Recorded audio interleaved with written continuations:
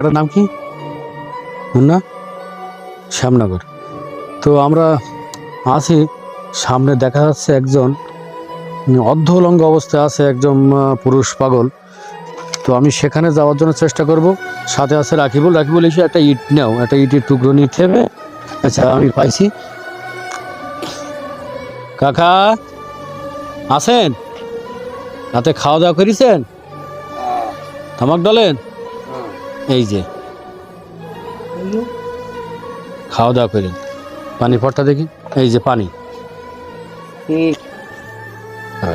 এটা এটা জ্বালাই দেবো? এটা এখানে থাকবেন? এই যে এই যে বাসা কোথায়?